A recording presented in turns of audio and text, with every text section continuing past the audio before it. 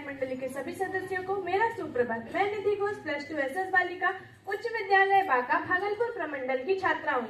जल है तो कल है और जल ही जीवन है, ये कुछ ऐसे वाक्यांश हैं जो आए दिन हमें सुनने को मिलते हैं।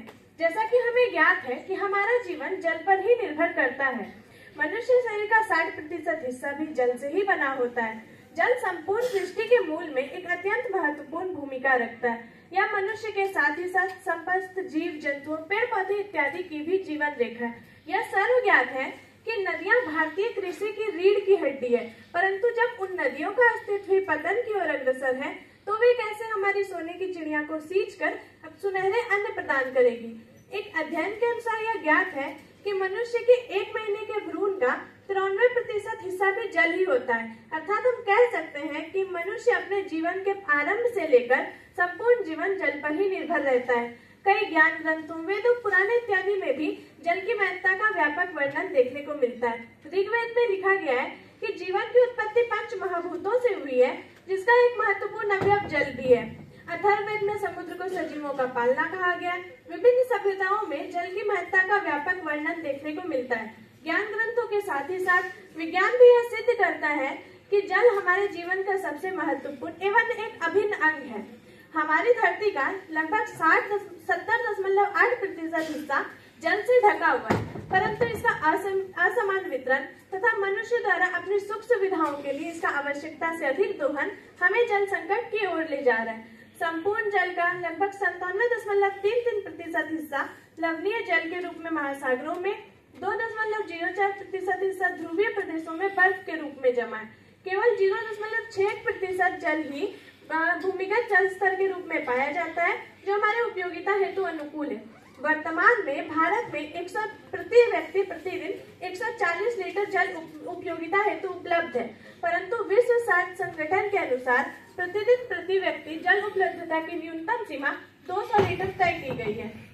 हमारे देश में संपूर्ण विश्व का लगभग 16% जनसंख्या निवास करती है, जबकि जल संसाधन केवल 4% ही उपलब्ध है। लगातार घटता जल स्तर इस बात की ओर संकेत करता है कि हमारा भविष्य फलने फूलने की जगह सिकुड़ने अर्थात सूखने के कगार पर है।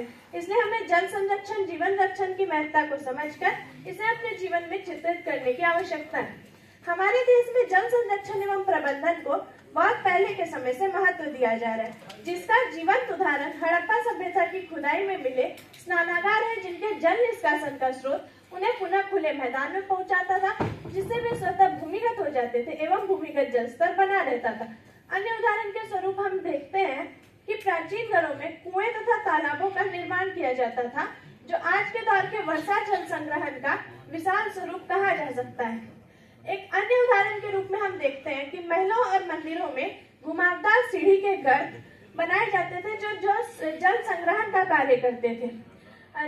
घरों में छोटे छोटे गड्ढे इत्यादि द्वारा वर्षा के जल को संग्रहित कर उसका पुनर्उपयोग करना हमारी पुरानी परंपरा है, जिसे हमें पुनर्जागृत करने की आवश्यकता है। ड्रिप सिंचाई, वर्षा जल संग्रहण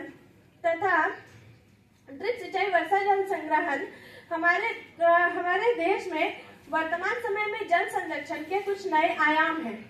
घटता जल स्तर तथा बढ़ती आबादी हमें जल संकट की ओर ले जा रहा है।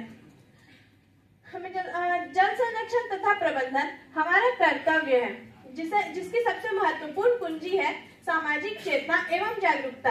इस संबंध में हमारी सरकार द्वारा भी कई योजनाएं, जैसे 2011 का नेशनल वाटर मिशन, 2021 का catch the rain water mission तथा 1974 का जल संरक्षण अधिनियम सराहनीय है। अतः हम कह सकते हैं, जब तक जल सुरक्षित है तब तक कल सुरक्षित है। धन्यवाद।